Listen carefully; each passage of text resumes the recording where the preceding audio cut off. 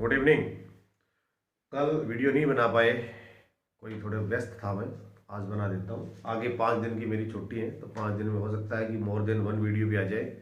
Geography भी map, जो world map और इंडिया मैप से रिलेटेड वीडियो बना सकता हूँ।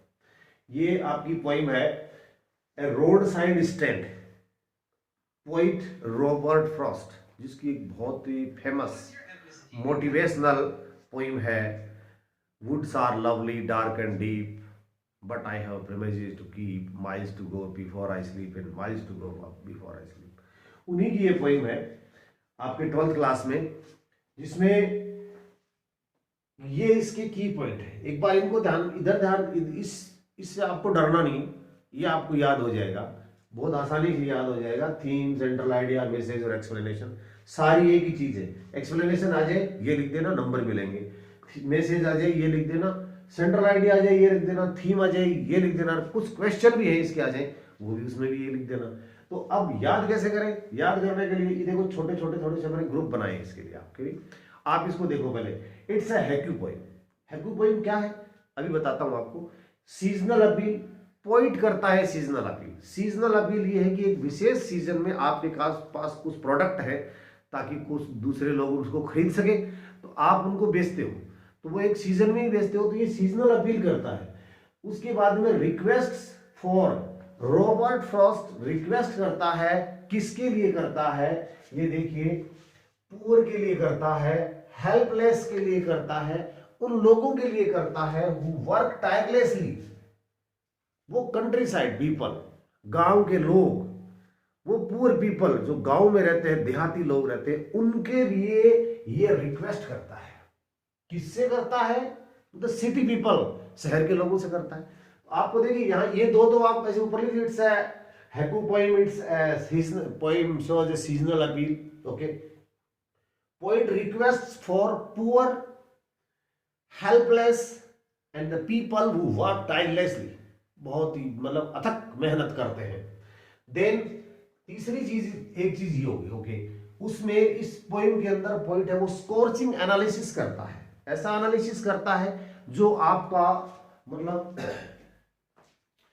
वेदना भरा है, आपका दिल दहला लेता है, इस तरह का स्कोर्चिंग एनालिसिस करता है। मैसिव डिवीजन बताता है। Massive and very big, massive is a word, it means very big, बहुत बड़ा, बहुत विशाल विभाजन है, अंतर, काफी अंतर आ गया दोनों के बीच में। किसमें? रिच एंड पुअर के बीच में। ये भी एक्सप्लेन करता है, इस पोएम में बताता है। अब फाइनली पोइट्स वांट्स, यहां तो रिक्वेस्ट करता है, अब पोइट चाहता क्या है? दो लोगों से चाहता है, सोसाइटी से चाहता है एंड गवर्नमेंट से चाहता है।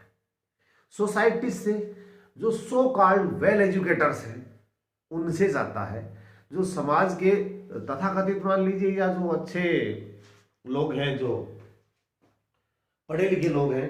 सोसाइटी से तो ये चाहता है सोशल इकोनॉमिक हार्मनी। हार्मनी होता है सामंजस्य, तालमेल होना चाहिए, सामाजिक और आर्थिक तालमेल, शहर और गांव के बीच में दोनों में थोड़ा तालमेल होना चाहिए। ये तो चाहता है समाज के लोगों से, समाज के लोग कर सकते हैं। एंड फ्रॉम गवर्नमेंट, गवर्नमेंट से क्या चाहता है? गवर्नमेंट से वेलफेयर प्लान, वेलफेयर, उनके वेलफेयर, उनके कल्याणकारी योजनाएं सरकार लाए उनके लिए, ये चाहता है। तो यहां पर देखिए, आप एक बार रिमाइंड करिए, it's a haiku poem, seasonal appeal shows this poem and poet request, किसके लिए? फॉर, रिक्वेस्ट क्या है? फॉर लगाओगे तब होगा किसके लिए, वरना तो रिक्वेस्ट टू, किससे कर रहे हो आप?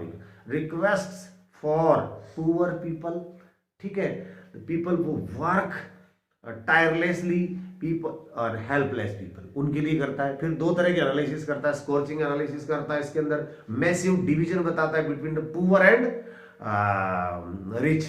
और उसके बाद में फिर पॉइंट चाहता है कि मैं ये चाहता हूं कि ऐसा होना चाहिए, दो लोगों से चाहता है, समाज से चाहता है और सरकार से चाहता है। आप इस तरह से याद करके यहां फिर इस तरह से आप लिखेंगे इसको, it's a haiku poem. Haiku poem it's a Japanese poem, जो जापान कंट्री है, जापानीज पोएम है। उसका कोई खास बात नहीं, मतलब ज्यादा आजकल थोड़ी सी ट्रेडिशन में चल रही है। इसमें सिलेबल होते हैं 17। सिलेबल क्या होते हैं? आप फोनेटिक्स पढ़ोगे तो आपको पता चल जाएगा कि पोएम में सिलेबल होते हैं, जिसमें 5, 7 और 5 पहली लाइन में 5, दूसरी में 7, तीसरी में 5, ये सिलेबल होते हैं। ये आपको एक्सप्लेन नहीं करना है, आपको जस्ट इतना ही बताना। अगर आप एक्सप्लेनेशन कर रहे हो तो ये मेरी माने बात, एक्सप्लेनेशन में ये चीज आप क्रिटिकल नोट के अंदर लिखेंगे। किसके अंदर लिखे? क्रिटिकल नोट या critical appreciation,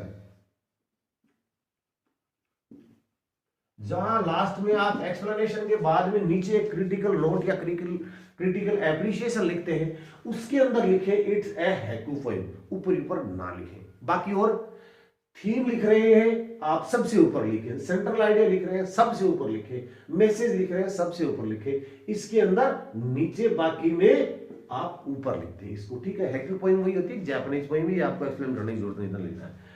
poem shows, poem दर्शाती है, बताती है सीजनल अपील। यहाँ एक पोइट, क्योंकि पोइट सीजनल अपील करता है कि लोग आएंगे, शहर के लोग, एक वो रोड साइड स्टैंड, सड़क के किनारे पे एक स्टैंड बना रखा है, उस पे लोग आए और उनसे कुछ गांव के जो बने हुए खिलौने, सब्जियां, जो भी मटेरियल हाथ से बने हुए चीजें जो बनी हुई वो आके ले जाएं। शहर के लोग आते हैं, गाड़ियां आती हैं, ब्रेक लगते हैं, पर वो लेते नहीं है, वो या तो रास्ता पूछ के चले जाते हैं या कुछ कोई काम अपने जो से संबंधित बातें पूछते हैं और चले जाते हैं। तो सीजनल अपील करता है ये पोइम करती है। इन दिस पोइम, इस पोइम में पोइट रिक्वेस्ट्स फॉर, अब आपको अगर ये याद है ना तो इन दिस पोइम तो आप सब में लिखोगे। इस सेंटेंस में कौन सी नई बात आ गई? सारी में लिखोगे। In this poem, poet shows, poem shows, poet tells, poet says, in this poem, ये सब तो आपको आने चाहिए फ्रेज। तो फिर in this poem poet request, देखो यहां लिखा मैंने, in this poem poet request for the poor, helpless and who work tirelessly, जो टायरलेसली काम करते हैं, अथक मेहनत प्रयास करते हैं। आगे अगर जोड़ना चाहो तो इसको जोड़ दो, नहीं भी जुड़ता है तो कोई दिक्कत नहीं है, यहां भी आप थक लो, यहां पर आपका पूरा हो जाए। Yet their lives has no advancement, ये एडवांसमेंट शब्द अगर आपको ना आए तो इंप्रूवमेंट भी कर सकते हैं, उनकी जीवन में अभी भी कोई सुधार नहीं हुआ है, कोई एडवांसमेंट नहीं है, कोई प्रोग्रेस नहीं की है। प्रोग्रेस, इंप्रूवमेंट, एडवांसमेंट, कुछ भी शब्द आप काम में ले सकते हो। तो आपका सेंटेंस क्या बना?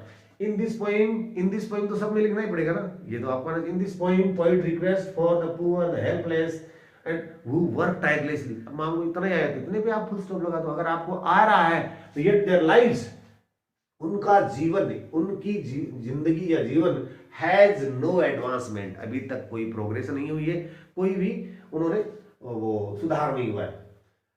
वीसी, अब मान लीजिए आपको वीसी याद नहीं भी है, अब आप दोबारा लिख सकते हो, हालांकि थोड़ा सा ओड लगेगा बट सेंटेंस सही होगा।